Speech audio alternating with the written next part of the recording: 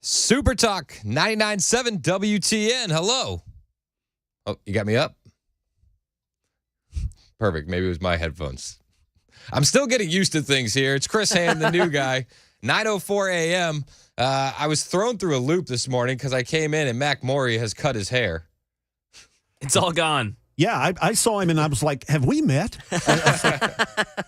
I know, it's really weird. I had never met my haircut person, and she was like, within 30 minutes, she was like, you look like a new I don't know who I'm cutting now. This is weird. You look amazing, Mac. Thanks, man. The ladies are going to love it.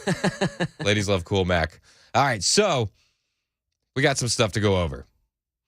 Nancy Pelosi was on MSNBC over the weekend, and she didn't seem drunk, but her eyebrows, I have to tell you, were immaculate, to say the least. I sent a picture to Mac. I said, hashtag show prep. How would you describe those eyebrows, Mac? Just in a eternal state of shock and peril. That's what she looks like. Well, I was in an eternal state of shock watching this interview. So she showed up on MSNBC. And to be fair, she didn't seem hungover or drunk like she normally does. P.O., whoever penciled those eyebrows on. Yikes. Yikes. She looks so surprised. They're a full semicircle halfway up her forehead at times. I don't know how you let that happen. But it wasn't actually the most embarrassing thing about her performance on MSNBC. She had this to say about Joe Biden. This president did such a remarkable job. He is a person of such knowledge, such vision for the country, such knowledge of the issues, such strategic thinking, and such a legislator. And on top of it all, a person who connects with the American people. He just has to get out there. Such a person of knowledge. He just knows how to connect with the American people. I mean, the man can't remember how to get off a stage with one set of stairs. And he looks incredibly lost, and he can never, ever speak. You're trying your best, but it never feels like enough. It never feels like enough. This part really got me, though. This part right here. A person who connects with the American people. He just has to get out there. He just has to get out there. He just has to get out there, you guys, and then he'll connect more. You know, this is the same guy who currently doesn't have a campaign office for his 2024 reelection bid and only has about 4 people on staff for the reelection bid, but he's just got to get out there. I mean, seriously, Nancy, do you want this man out in public more? Why does she think that would be a good idea? Unless she wants to push for a Gaff for Gavin campaign to replace Newsom as the nominee for Biden, I don't know how she could think that's a good idea. The last time Joe was out campaigning, need I remind you, this was before the revelations of the House Committee and the Biden crime syndicate. Joe was already getting called on Hunter's business dealings. So before all of that, when he was out connecting with the American people, he was still getting called out, and this is how he would connect with Americans then. So you're a damn liar, man. That's not true. And no one has ever said that? No one has heard that? I see it on the TV. You see it on the TV. No, I know you do. And by the way, that's why I'm not sedentary. I get up and no, let him go. Let him go. Look, the reason I'm running is because I've been around a long time and I know more than most people know. And I can get things done. That's why I'm running. And you want to check my shape on it, let's do push-ups together here, man. Let's run. Let's do whatever you want to do. Let's take it on detail. Thunderous applause. Thunderous applause. Let's do push-ups. We're all asking ourselves the same thing, Nancy. You know, why isn't he getting out there more? Mind you, that was before the 2020 election when the FBI still had a lot of this info hidden. Imagine Biden getting out there now. Can you imagine that? I don't exactly envision it being a recipe for success. But Nancy just kept going. She kept propping up Joe, acting as if he's been so solid, despite the fact that CNN and all the other poll data out there says otherwise. So we're asking ourselves the same thing. In fact, everyone is asking what's going on with this administration. Not a single one of us understand it. unless you look at it through the lens of, this is all on purpose and by design, it makes no sense. It's gotten so bad, I'm waiting for CNN to blame Russia for hacking our polls. But to double down and compare him to a leader or a president like Lyndon Johnson or Teddy Roosevelt in forms of passing legislation, which she did, was such a crazy play. That's what she said. She said, this man has passed legislation like Johnson or Roosevelt. I don't know if she went in with that game plan or if that was an audible on the field, but I was very confused. She mentioned Johnson and Roosevelt. So let's start with FDR and why I'm confused the left will use him as a past hero to compare Biden to. Let's start for he interned Japanese Americans. I mean, for reasons that basically were racism, as the left would put it if it happened today. Numerous amounts of his New Deal legislature was ruled unconstitutional. He expanded federal power beyond its intended dimensions. He attempted to pack the Supreme Court. And lastly, he broke the two-term tradition. Could you imagine a president doing that right now? Or if it was a Republican or a conservative, they would be screaming authoritarianism and screaming fascism and dictatorship. But somehow the left props up FDR as a hero. If FDR had been a Republican or a modern president, he would be a tyrant for the left. This is demonstrated by the Democrats attacking Trump for internment of illegal immigrants. Like we see it firsthand. Oh, you can't put kids in cages. Okay, well, you're comparing Joe Biden to a president that literally put Japanese people in cages. So, I mean, I don't know if they're aware of that. Maybe it didn't make the note cards. And despite all of that, FDR is not condemned for his actions by the left. He's instead used as a role model by so many Democrats. With that said, the Dems using FDR to compare to Biden to try and make Biden seem great, I wasn't really shocked by the association. That happens a lot. But when Nancy Pelosi tried to sell us on Biden by bringing up Lyndon Johnson, I was very confused. You're going to sell me on Biden by comparing him to Lyndon Johnson. Lyndon Johnson was an absolute bum, and that's without even having to dig into the Vietnam War. We could spend a whole segment digging into his failures in Vietnam.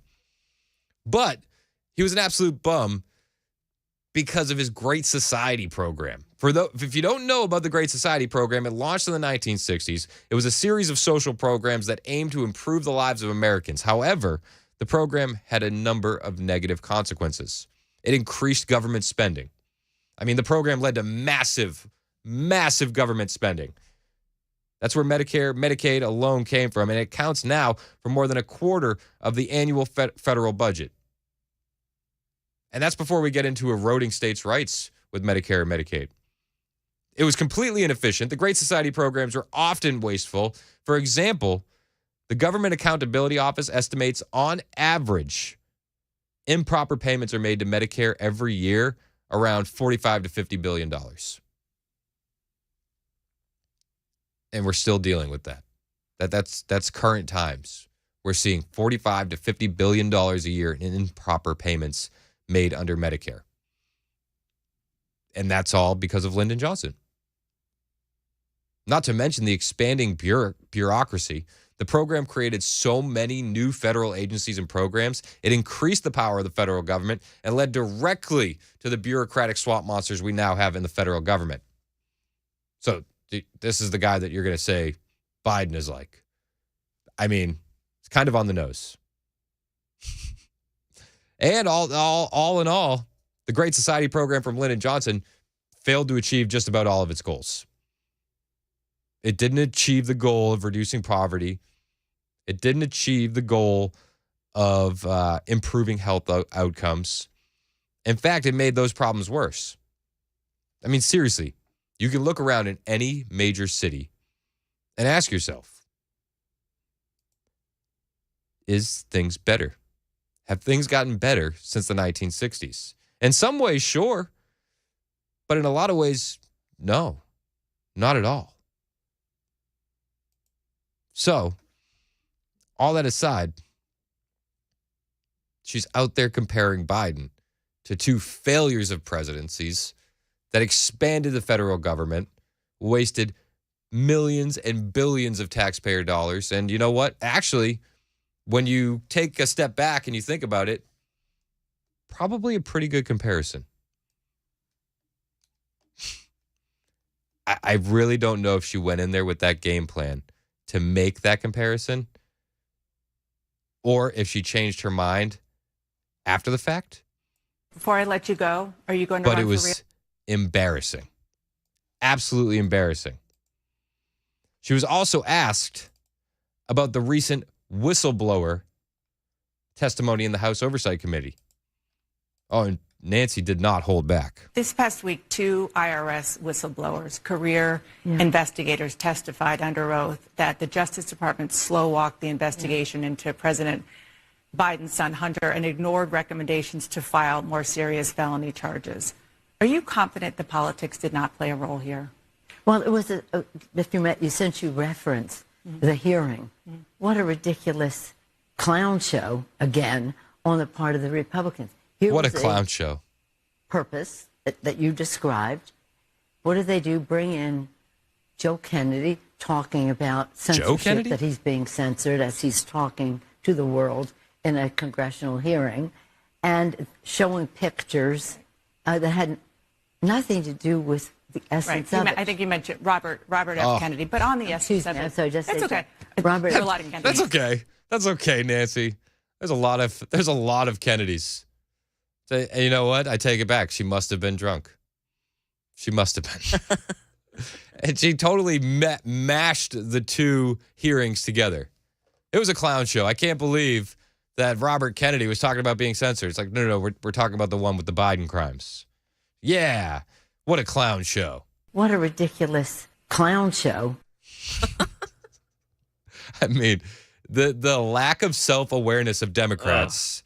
So you'll compare Joe Biden to Lyndon Johnson and FDR and think that that's a good thing. You'll tell us that, you couldn't believe that they were censoring. Joe Kennedy was complaining about being censored when he wasn't there. It was a different Kennedy, Robert. And, she's just really a step slow and a dollar short. I mean, she went on to keep just selling Biden every chance she got. Every chance she got. But, do you expect any less from Nancy Pelosi? Or any more? Maybe that's the better way to say it. Do you expect any more? This is her saying about Joe Biden is like Lyndon Johnson and Teddy Roosevelt. A Quinnipiac poll this week found FDR, nearly 6 in 10 Americans still disapprove of his handling of the economy. Why is that, and what does he have to do to turn that around? Well, a lot of it's about messaging, of course. I'm so proud of this president. In the 2 years that we were in the majority working with him, he broke all records on the level with a Lyndon Johnson or a Franklin Roosevelt in terms of the caliber. Yes, he broke a lot of things in terms of the caliber of legislation that he passed for the good of the people, lowering prescription drugs, again, cutting in half, as you indicate, cutting in half unemployment. So why isn't the American public giving credit for 14 million jobs? It has to be messaged. It is a legitimate question. I ask myself all the time, too. It's a legitimate question. I ask myself that all the time. Nobody knows for sure. I ask myself that too. The message. It's all about the messaging. Well, what's the messaging telling us right now? Biden is completely down in the polls. He's sinking faster than anybody. He's the least popular president since Jimmy Carter. Old gas lines himself. President Jimmy Carter. And they're still going to run this man? I don't have faith that Joe Biden will be the Democratic nominee come 2024. I think that they're going to replace him for someone like Gavin Newsom, and I think we're going to see that relatively soon, especially if more revelations keep coming out about the Biden crime family. We're seeing in the New York Post that Hunter Biden's business partner is about to testify.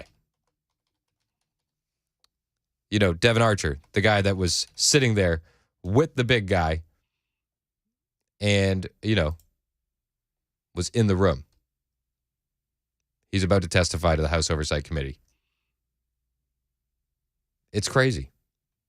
There's pictures of Hunter Biden and his lawyer standing out on a balcony ripping a bong in Los Angeles last week.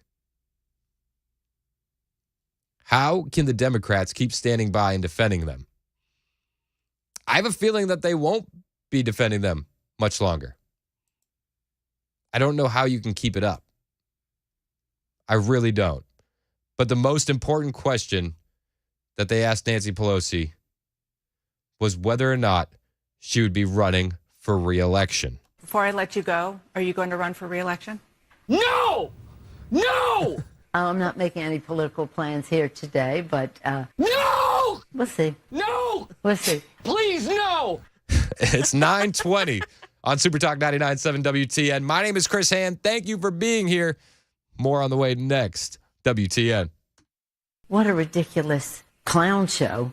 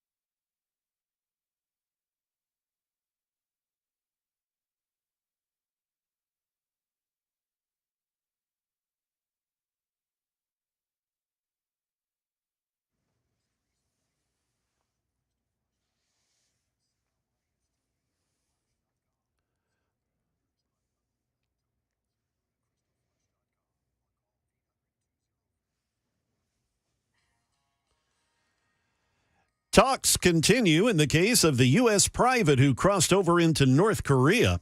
The new Nashville stadium is a bit closer to reality, and confusion over Tennessee Medicaid. I'll have details on those stories at 9:30 on Super Talk 99.7 WTN. Thank you, Jay Harper. So a lot of the talk has been about the Barbie movie, but I want people to remember that we have more woke movies on the horizon, including this one, Snow White and the 7 politically correct companions.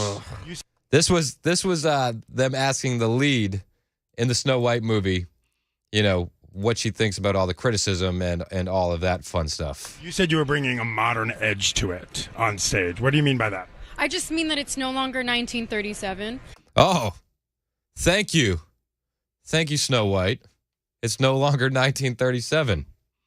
We were unaware. Here is she continues to go down this road. And we absolutely wrote a Snow White that She's is not going to be saved by the prince. She's not going to be saved by the prince, and she's not going to be dreaming about true love. She's dreaming about becoming the leader she knows she can be. Okay. And the leader that her late father told her that she could be if she was fearless, fair, brave, and true. And so it's just a really incredible story for, I think, young people everywhere to see themselves in. Oh, what an incredible story. Fun fact, the first Snow White movie was the first time that a princess openly prayed in a Disney movie. She kneeled at her bedside, she prayed, and I have a feeling that will be cut out of the new one as well. Don't think that's going to make the final script. Yeah, I mean, if the companions, the dwarves are now companions and they're politically correct, I don't think that they would want the praying in the movie as well. So these woke Hollywood movies, they just don't know when to stop. How much money has Disney lost where they keep doubling down and thinking that this stuff is okay and that people are going to swallow it? Like, I know a lot of people went to see the Barbie movie. The sales are in. It actually didn't do too terribly, unfortunately. But I'm seeing a lot of Instagram reels and content being produced where people are saying, we didn't know the Barbie movie was going to be woke. What happened? And I'm just wondering what rock people are living under that they wouldn't know that a Hollywood movie in 2023 is going to be absolute woke trash. I feel like it's safer to assume that it's going to be woke trash than hoping for the best. I was about to say, you should just have a vet process for most of these big production type movies ready to go. Yeah. Rather than assuming. Also, just listen to the Chris Hand show. I mean, Listen, we'll let you know. I warned you. I warned you on multiple occasions. And I know Dan said he was going to go see it, but I warned him against it on air and off air. And I'm warning you as well that this Snow White is not going to be the Snow White of the past. And we absolutely wrote a Snow White that is not going to be saved by the prince. She's not going to be saved by the prince, and she's not going to be dreaming about true love. She's dreaming about becoming the leader she knows she can be. Okay, so there it is. There's going to be no true love. The prince is going to be weak and unable to save anyone, and she's going to be. We're looking at corporate boardroom Snow White on the horizon. The CEO of Snow White Enterprises. That's what you can look forward to in the new Snow White movie. What a ridiculous clown show. It is a ridiculous clown show. And if it wasn't so funny, I feel like we would cry. We laugh to keep from crying, as they say. It's 9:30 on Super Talk 99.7 WTN. Here's Jay with the news.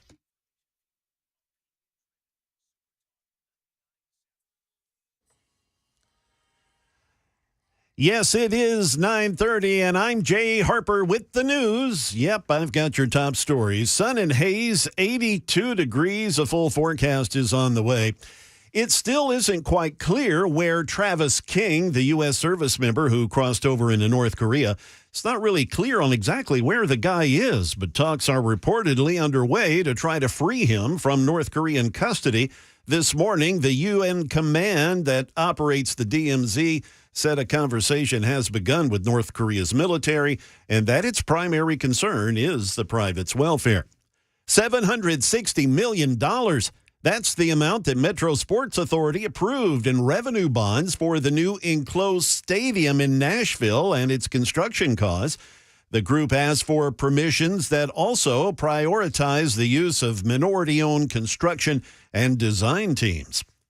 More than 30,000 Tennesseans have been dropped from Medicaid in just 1 month's time after the state began re-verifying enrollee eligibility for the first time in 3 years. During the pandemic, the federal government temporarily paused the required annual renewal process for Medicaid coverage. Well, now that requirement is back, and many Medicaid recipients have not been aware of the renewal requirement and thus have been dropped from the program. That is the latest news. Weather's next. I'm Jay Harper, WTN News. Hi, I'm Paul Winkler. Have you ever thought about why we invest in the stock market? Well, you often hear because we want to protect ourselves from inflation. Well, what is inflation? It's prices going up. Who's raising prices? Companies. What do you own when you own stocks? You own the companies raising prices, so it helps protect us from that. The other thing is this. Think about the most successful people you know. They're typically business owners. And you get to be a business owner when you invest in the stock market. Now, if we think about the stock market, a lot of people worry about, well, what if the stock market drops and it never comes back? Well, this is another thing that I like to explain to people. If the stock market goes down and it never comes back, what does that mean? That means that earnings went down and they never came back up again. So earnings went down. If earnings go down, what else goes down? Taxes go down. If taxes go away, what else goes away? The government goes away. If the government goes away, the FDIC goes away. So think about it. Everything is built on the stock market. That's why I don't ever worry about the stock market going down. Everybody has the same goal in mind when stocks go down. Get it to come back up because we got to get earnings to come back up. Now, you have two things at your control to get earnings to come back up. One is sales. We can change what we're selling or sell more of whatever we have if we can. And if we can't do that, we can reduce our expenses. And that's exactly what companies do. You'll notice that they lay off people when things get bad, and hence that is why the stock market has recovered from every downturn throughout all of history. Now, if you want to learn more about our approach to investing in financial planning, go to paulwinkler.com and set up a free 15-minute phone call or call 615-851-1950.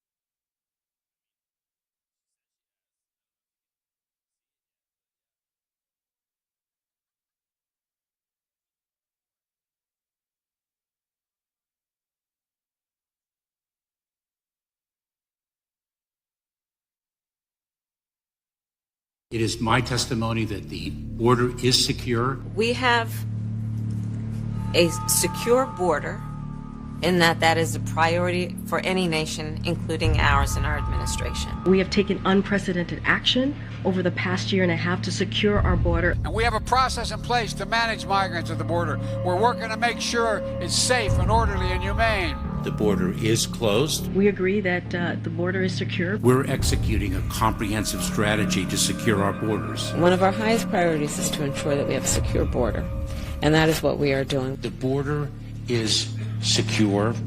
Did you hear that? The border is secure. So stop being such a racist about it. Super Talk 99.7 WTN. My name is Chris Hand. It is 9:38, 77 degrees outside. Absolutely beautiful in Nashville. My goodness, down here on Music Row, I wish we were broadcasting outside. But like I said, the border's absolutely secure. So I don't want you to think anything about it, you guys. Put your head back in the sand and ignore what's going on. From Breitbart News, President Joe Biden's Department of Homeland Security is putting fewer than 2 in 10 migrants into deportation proceedings after releasing them into the United States via its parole pipeline, court records reveal. 2 out of 10. The statistics are troubling to say the least, District Judge T. Kent Weatherall III writes in court documents. But even more troubling is the fact that DHS apparently does not have a plan in place to track down the aliens who are in violation of the conditions of their parole and thus unlawfully in the country. So 2 out of 10 are being deported. And then there's no way to track them down as they're just roaming about the United States. Unbelievable. DHS officials, as a result of the lawsuit initially filed by the state of Florida, are required to periodically report details about a number of the migrants the agency has released into the U.S. interior through the parole pipeline. And the latest figures show the parole pipeline is effectively ensuring that the illegal aliens are rarely ever put into deportation proceedings, much less deported. Seriously. So if 2 out of 10 are going into deportation proceedings, what's the percentage that are actually being deported? Among nearly 2,600 migrants that DHS released into the U.S. interior with parole, more than 41% have yet to check in with Immigrations and Customs Enforcement Agency. And that's required. DHS officials are admitting that they have little idea where the migrants have ended up. Unbelievable. Meanwhile, even when the migrants do check in with ICE, they're still often not served a notice to appear, which would formally put them into deportation proceedings. In total, only 18% of illegal aliens among the 2,600 tracked for the court have been issued that notice to appear. The figure indicates that 82% of migrants have not been placed into deportation proceedings as they were supposed to be. 82%. Unreal. You see all the headlines, you see all the crime. Illegal alien does this, illegal alien does that. Well, they're probably in that 82% that have not been placed into deportation proceedings as they were supposed to be. Given that the initiation of removal proceedings is what's supposed to happen if the alien had checked in as directed, it's hard to understand why DHS thinks that the aliens will take any of its directives seriously if their punishment for doing so ends up being the same thing that would have happened if they complied.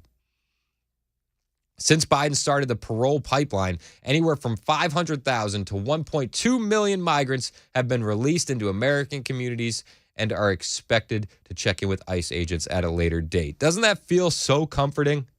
Aren't you so comforted by that? It is my testimony that the border is secure. The border's secure. Don't worry about it. Well, these policies are actually leading to horrific crime in cities all across America. We know what happened in Franklin with the soccer coach who was assaulting young boys. It's it's awful, man. It's so sad. And he was left unchecked, completely not a U.S. citizen. He had been arrested before, and he wasn't deported. And it's not just here in our state. These policies are directly leading to horrific crimes in cities all across America. An illegal alien from Cuba was released into the U.S. and convicted of murder earlier this year after publicly beheading his girlfriend. And now this guy is being found not guilty due to his mental illness. Yep. So he can behead somebody in public as an illegal alien and be found not guilty due to his mental illness. This man was charged with second-degree murder in 2021 after being accused of beheading his 55-year-old girlfriend and dumping her body on the street. Several people witnessed the gruesome broad daylight attack in Minnesota. Minnesota, you guys. Tennessee. It's happening everywhere. Every state is a border state now. And the lack of deportations have turned every community into a border community. Like I said, we're dealing with it right here too. The absolute monster that preyed on children in Franklin. He was an illegal alien too. He had been arrested and should have been deported also. And all throughout COVID, do you remember this throughout COVID? We were fed the line, oh, if it saves just one life, if it saves just one life, you guys, we got to do it. Where is that line now? If it saves just one life, it's a sufficient argument to be made for COVID, but not when it comes to illegal aliens and crime and murder and just awful crimes. What happened to those children was awful. If it saves just one life, that's not a sufficient argument. I feel like Bill Lee needs to step up and start sending these illegals elsewhere like Greg Abbott does. You know, the sanctuary city of Los Angeles just received its 5th busload of migrants sent by Texas Governor Greg Abbott. The bus carried 44 migrants from Texas to L.A. The bus was filled with 44 migrants from Colombia, China, Haiti, Honduras, Mexico, Peru, and Venezuela, and it arrived in Los Angeles on Saturday. Their local ABC is reporting, and the bus originated in the Texas border city of Brownsville.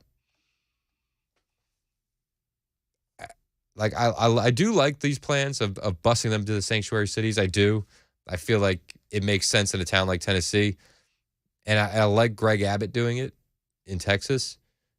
But I feel like the better option is to send them back where they came from, not allow them to come more into the interior of the United States. And it gets worse. Though on those buses that they sent the migrants to Los Angeles, you had migrants from Haiti, Honduras, Mexico, Peru, Venezuela, and China. China. Yeah, nothing to worry about, guys. Officials with the Coalition for Humane Immigrant Rights reported that the group of bus migrants included 14 children between 2 and 14 years of age. Were they with their parents? It's hard to imagine that's the case. The Los Angeles mayor's office released a statement after the migrants arrived saying that they became aware of the bus and the city activated its plan to deal with the arrival of the 44 migrants. Yeah, they're going to deal with it. Don't worry. Don't worry about it, guys. You know, it's not exactly working in New York City when the mayor is begging people to not come because they don't have the resources for it. But the Los Angeles mayor says, don't worry. We're just activating our plan. The executive director of the officials with the Coalition for Humane Immigrant Rights, Director Angelica Salas, sharply criticized Governor Abbott for providing free air-conditioned buses to take the volunteer migrants to their desired destination of Los Angeles. She said actions ordered by Texas Governor Abbott against migrants and refugees are outrageous, if not criminal. We condemn the dehumanization of migrants and refugees anywhere. And we remind Governor Abbott that every life is precious and protected under the United Nations Human Rights Charter. It's crazy. I don't want to send migrants to LA. I don't want to send them to New York. I want to send them back to where they came from, where they can wait and go through the process like anybody else coming to this country. But I fear that this is all these leftists will understand. Send them to their cities because they're not going to act until they're overwhelmed with this problem as a result of their open border policies, just like we're seeing in New York. When the mayor is begging people to not come, effectively saying, guys, we're full. Because they're paying so much in hotel rooms every single night for these illegal aliens, and they're destroying the area. 615-737-9986 is the number to call or super text in. 7546 says Bill Lee needs to step up in a lot of areas. Fair enough.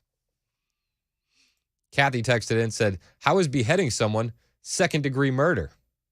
She was referencing the story I just mentioned, where in Minnesota, a migrant beheaded his 55-year-old girlfriend, an illegal alien who should have been deported, and I'd like to add, is no longer going to be found guilty for this crime because of his mental illness. Yeah. The guy said that he thought he had cameras in his head. When Donald Trump said they're not sending their best, this is what he meant. This is exactly what he meant. 615-737-9986 to join the conversation. What should we be doing about the illegal alien problem? I think it needs to start here in Tennessee. We need to deport them, report them to ICE. How did the man in Franklin get away with his list of crimes and be an illegal alien for 2 decades in our city, in our state, and have no repercussions and be allowed to just go on doing the evil that he was doing? It's disgusting. It doesn't remind me of the country I grew up in, but these problems have been here since I was a child. So when is any of this going to be fixed? Can we really expect our leaders to do anything? I don't think we can.